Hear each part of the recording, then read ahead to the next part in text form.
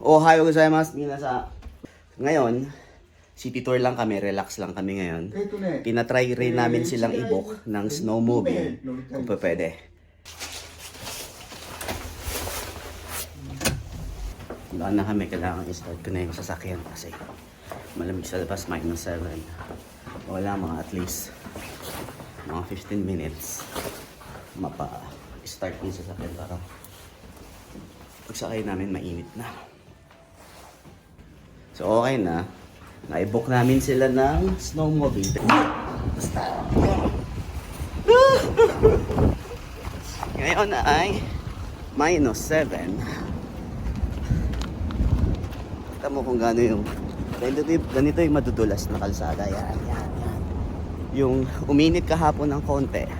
Kaya naglusaw. Tapos pagdating ng gabi at umaga, nag-minus, nagne-negative. Ganyan yan, parang ice skating rink.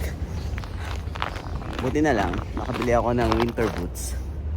Bago tong nakabili ako ng Wow North Face. Nakachempo tayo sa second hand shop ng North Face na winter boots. Kaya may panlaban tayo. Start na natin, susunod. Mahangin. Yeah. Wow. Dali lang boss. Yeah. Parang kinukuryente sa labas. Start na natin. Yosh, saksa. Nandito na kami ngayon sa Nijo Market. Hindi na kami masyadong umikot dito dahil sa sobrang dami ng tao. Hindi ka naman kasi makalakad ng diretso. Tapos na kami doon sa Nijo Market. From doon sa Nijo Market, pupunta na kami ng Sapporo TV Tower. Siguro mga 5 minutes away lang yung lakad mula doon sa market. Kaya yan lagi namin inuuna na puntahan. Kasi meron ng parking dyan. So hindi ka na mag-aalala sa kotse. From that point, pwede ka na mag-start ng city tour. Mapupuntahan mo na yan lahat. Napalakad-lakad lang. Ngayon, ipapakita ko sa inyo lahat yan habang kasama natin yung mga bisita natin sa Pilipinas. Pagka ganitong winter dito at tumigas ng ganito yung mga bangketa, tuturuan ko kayo kung paano maglakad. Pag naglakad ka, katulad ni Tata, ayan, sanay na sanay. Mga Japanese sanay na sanay. Pero pag mga tayo, halimbawa, yung bisita ka pa lang dito, hindi ka pwedeng dumakad ng itataas mo yung paa mo ng normal na taas. Kailangan, yung parang lakad Japanese ka lang, yung ganito. Mo masyadong itataas yung paa mo sa lupa. Kasi pag nag-skid ka, makaka-recover ka kagad. Yan ang isang tip kapag naglalakad sa snow. Ay, hindi nga snow ito, yelo nga itong nilalakaran namin. Sobrang dulas. Kaya nakakabilib yung mga Japanese, tumatakbo pa katulad ni Nana ngayon. Ano nangyari? Kala ko na dulas na sumigaw. Malapit na kami sa tower. Ayun na yung tower. Sana walang pila pag akit doon sa taas.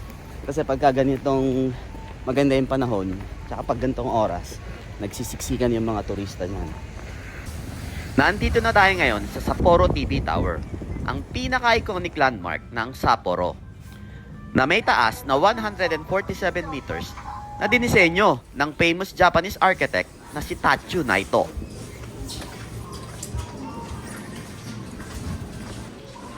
Mula sa ikatlong palapag ay humigit kumulang 1 minuto para makarating ka sa observation deck kung saan bubungad sa iyo ang 360-degree view ng buong Sapporo. Napakaganda ng mga tanawin. Sa isang banda ay ang mga nagtataasang gusali. Sa kabila naman ay mga kabundukang pinatingkad ng malapulbos at puting nyebe. Mga 30 minuto ay sapat na upang makita mo ang kabuuan ng lugar. Tapos na tayo sa TV Tower. Punta na tayo ngayon sa Tokeidai o dun sa Clock Tower naman. From dito kay Sapporo TV Tower, siguro around mga 5 minutes lang, pero hindi ka makakalakad ng mabilis dahil nga sa yelo. Siguro mga 7 minutes, 5 to 7 minutes. Depende pa rin sa kasama ko kasi nilalamig na. Ito yung group na yan. Mga grupo ng Pilipino, isang bus sila. Siguro baka Bayakluk. Kagaganyan kasi medyo limited yung oras mo mag-ikot. Hindi katulad pagka free ka, may sarili kang sasakyan. Relax na relax yung lakad mo, lalo na sa ganitong panahon. So mga siguro 7 minutes yung lakad namin mula dun sa tower. Nandito na kami ngayon sa clock tower, oldest clock tower na makikita mo dito sa Hokkaido. At ang oldest structure dito sa loob ng Sapporo. Hindi na kami masyadong magtatagal dito after ko sila kunan ng picture. Umalis na kami para makalipat naman dun sa old government, Hokkaido Old Government Building na mararating mo rin siguro mga around 10 minutes o baka wala pa from dito sa clock tower. Minto muna kami dito sa bilihan ng matcha o ng green kasi gusto ni Jersey. Yan. Paborito niya, adik sa green tea. Dito na tayo ngayon sa old government building. So nandito na tayo ngayon, sobrang lamig. Malamang mabis lang kami dito. Afternoon, picture, alisan na agad. Pwede lang, bakit ganyan? Dami nila, ano meron?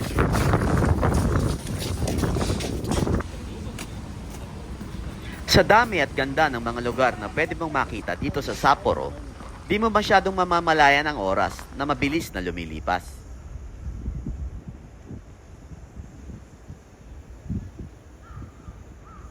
Sumusuko na yung boss natin. Hindi na daw niya kaya.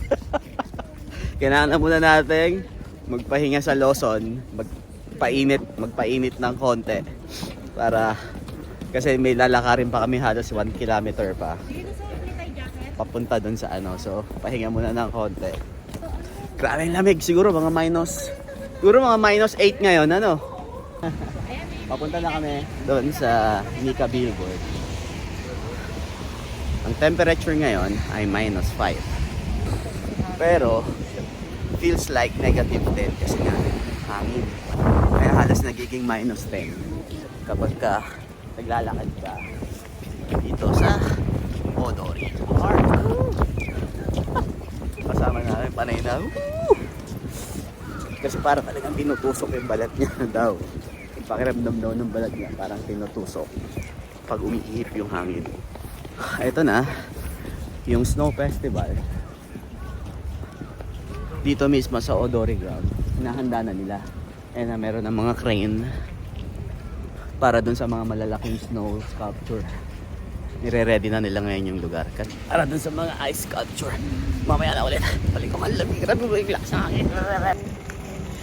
Sa puntong ito, ay halos malapit na naming marating ang isa pa sa pinaka-iconic na billboard na matatagpuan mo dito sa sentro ng Sapporo, na itinayo noong pang 1969. Sa Nika Billboard.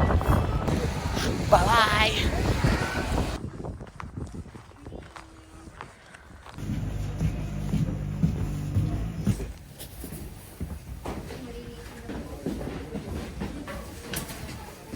Ito na.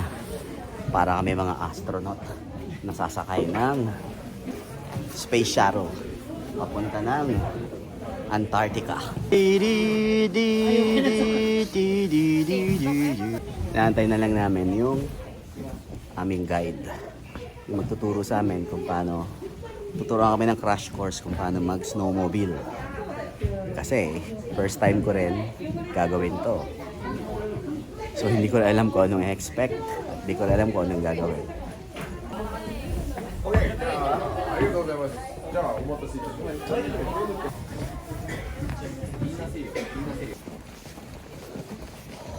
Take over vlog.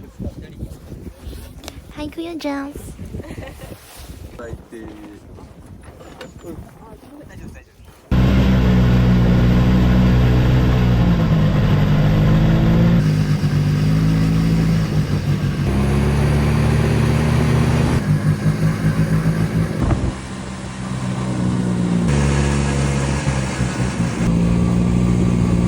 So after mga 15-20 minutes, huminto kami dito sa gitna ng bundok na parang paraisong bundok.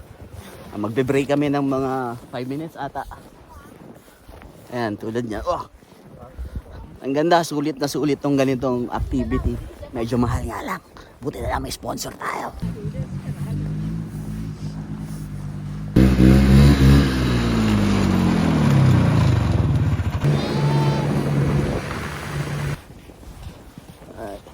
So after may mga 45 minutes yun ano? Kulang-kulang isang oras tapos na yung course namin. Ang ginawa ni boss ay yung may package na kasamang barbecue. So magba-barbecue kami dito outdoor.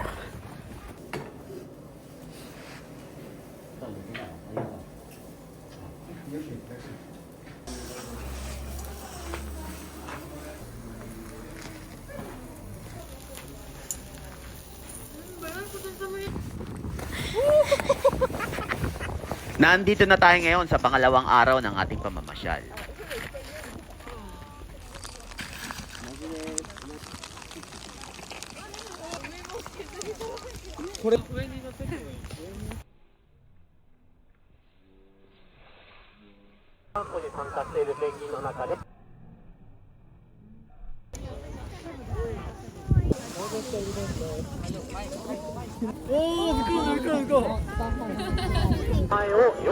Nagpapakitang gilas yung isa.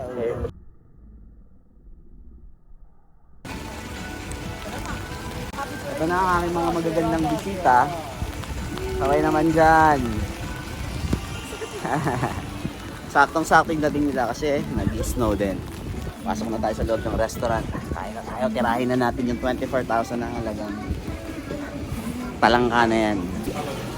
Ito ang aming kakainin ngayon. Alam niyo ba kung magkano ang halaga nito? Ito ay 2.8 kilos. Ang halaga niya ay 6 na lapad. Natakot talaga kasi laki ng ano niya, ng panipit. 6 na lapad. So sa pera natin siguro mga ano yun? Kulang-kulang 12,000, 24,000. O mga 22,000. Yung isang piraso nito ay 22,000 pesos. Kakainin lang namin yan. Hindi naman makakain yung shell niyan. Ang tawag nito. Taraba. Talaba. Parang gano'n. Ito, ganito to. Hindi pwedeng maarte ka kapag kinakain mo yung mga ganitong crab. Yung mga ganitong pagkain, minsan hindi naman dun sa sarap mo. Masarap ang binabayaran mo, yung experience. Kasi sobrang mahal nito para sa 6 na lapad. Pero okay lang kasi may pambayad naman yung bisita natin. Millennial ko dyan. Ito ka na. 48.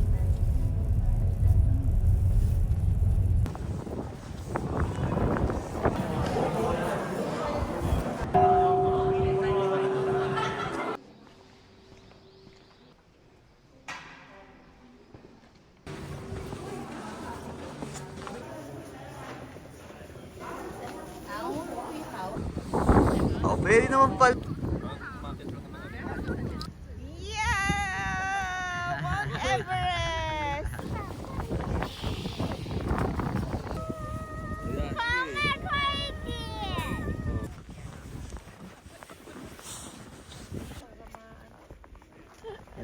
Para pag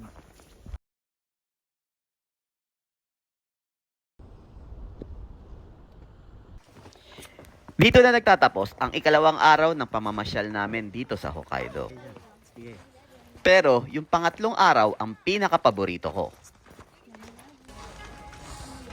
Day 3, Jidaimura, Bear Farm at Hell Valley. Dito sa lugar na to ay para kang nag-time travel dahil ibabalikan nila sa panahon ng mga samurai. Makikita mo ang mga tradisyonal na tirahan ng mga Japanese noong unang panahon. Kung paano sila mamuhay na hindi naman naiiba sa karamihan. Mga lumang gusali na talaga naman pinag-isipan, sandata, at mga sinaunang kasuotan. Ngayon ay oras na upang manood tayo ng unang theater show. Kahanga-hanga talaga ang arkitektura ng mga Hapon noong unang panahon. Na halos karamihan ay gawa sa kahoy at magsisimula na yung malalaking ninja show. troso. Ito yung mga ninja costume. Oh. Ay, arigatou gozaimasu.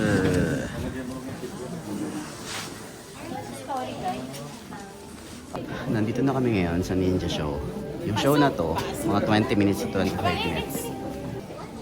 Ito ang itsura ng loob ng Ninja Theater. So, 1 minuto na lang mag-start na yung show. Bago patayin yung ilaw, mag-video na tayo. Kasi 20 minutes lang naman tatakbo yung ninja show dito. Kailangan pag pumunta ka rito, alam mo yung schedule ng mga show. Para hindi warda-warda, hindi bara-bara yung oras mo. Para sunod-sunod mapapanood mo. Meron kasing 3 show dito. Ninja show, yung samurai show, saka yung geisha o yung oiran show. So malapit na, papatay na yung ilaw.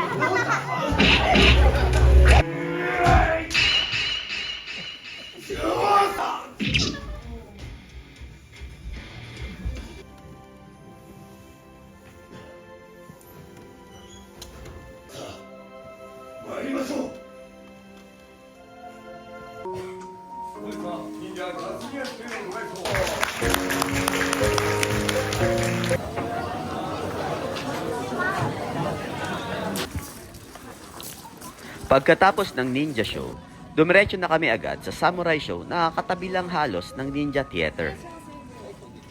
Dito, sasalubungin ka ng mga theater actor na naka-costume ng samurai. Hi! Sa ganda ng mga Ay, costume arigato at gozaimasu. props nila dito, mararamdaman mo talaga na para kang nakabalik sa panahon nila.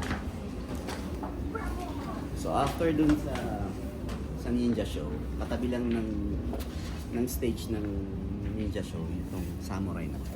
So mag-start siya ng 12:05. Tayo ngayon sa samurai stage show. Ganun din. Nanji para 12時5分。sorry. Ang simula niya 12:05. Pero siguro mga late na ako. So tahimik na tayo. Katulad din ng ninja Hello. show, may konting introduction. Lalong-lalo na dyan sa maliit na puting papel na yan. Sa totoo lang, hindi mo naman masyadong maiintindihan yung takbo ng storya. Mamamangha ka lang talaga sa ganda ng mga fight scene, costume, at ng overall production. Napakabait ng mga staff at artista dito. Sisiguruhin nilang nakangiti kang lalabas pagkatapos ng kanilang munting palabas. Ngayon, agad na kaming pumunta sa pangatlong theater show. Sa 3, ito ang pinakapaborito ko. Bukod sa napakagandang mga costume at props, babatiin ka nila dito sa sarili mong lengguwahe. Arigatou gozaimashita. Arigatou gozaimashita.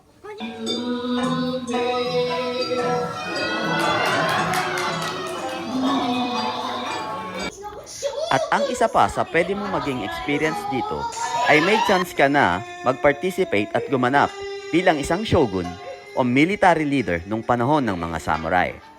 Pipili sila sa mga lalaking turista na gustong gumanap na maging shogun. At pagkatapos nito ay maglalaban-laban sila sa pamamagitan ng Jack and Boy. At kung sino ang matira, siya ang gaganap bilang isang shogun. Makikita mo na sa likod ng pamaypay ay nandoon ang script kung paano mo sasagutin ang geisha. Sa huli ay ang pagsasayaw ng geisha ng traditional dance na highlight ng munting palabas. Yung iba, kailangan pang pumunta ng Kyoto para makakita ng geisha. Dito, di lang geisha ang iyong makikita. May makakasalamuha ka pang mga samurai, ninja, at may photo op pang kasama. Pagkatapos naming manood at magpalitrato, tsaka lang namin inikot ang buong lugar. Napakaganda ng buong lugar. Para kang nasa isang set ng isang Hollywood movie. Ah, At kapag maswerte ka, makakakita ka pa ng mga batang Japanese na naka-anime costume na lalong magpapamemorable ng iyong pamamasyal. 10 minuto mula dito ay narating na namin ang Noborebetsu Bear Farm o ang Kumabukujo. Kailangan mo magbayad ng mga 3,000 yen o humigit kumulang 1,100 pesos para makasakay ng ropeway paakyat sa bundok kung saan nandun ang mga buhay na oso. Yung biyahe paakyat ay talaga namang napakaganda dahil nasabayan ng pagbuhos ng snow. Dito na tayo ngayon sa taas ng Bear Farm o yung Kumabukujo dito sa Noborebetsu. Bumukas na. Baba na tayo. Tinatawag na parusang pasyal kasi parang kang pinaparusahan sa lakas ng hangin at lakas ng snow nagkasabay na. Pasyal pa more. Ayos? Yeah, ayos lang daw sa mga bata. Pero yung matanda, nandun, nagmamadali. Sa kasamaang palad, di ko na nakuhanan yung pagpapakain namin sa mga buhay na oso dahil sa lakas ng snow. Dumiretso na lang kami agad dito sa maliit na museum kung saan pinapakita nila kung paano namumuhay ang mga oso dito sa Hokkaido. Dito sa itaas ay bumungad sa amin ang isang napakagandang lawa sa kalagitnaan ng mga kabundukan. Pagkatapos ng ilang minuto ay huminto na ang pagbuhos ng snow. Agad na kaming bumaba at dumiretso sa isa pang lugar na pinagmamalaki ng Hokkaido, ang Hell Valley o Jigokudani. Dito ay pwede kang lumakad papasok sa isang volcanic crater na nabuo 10,000 taon na ang nakararaan. Pero dahil sa dami ng tao at napakadulas na daan, hindi na kami nakarating sa dulo ng crater ng bulkan. Dito ko na tatapusin ang video na to dahil hindi na kaya ng mga kasama ko yung ganun. At bumuhos na naman ang yelo.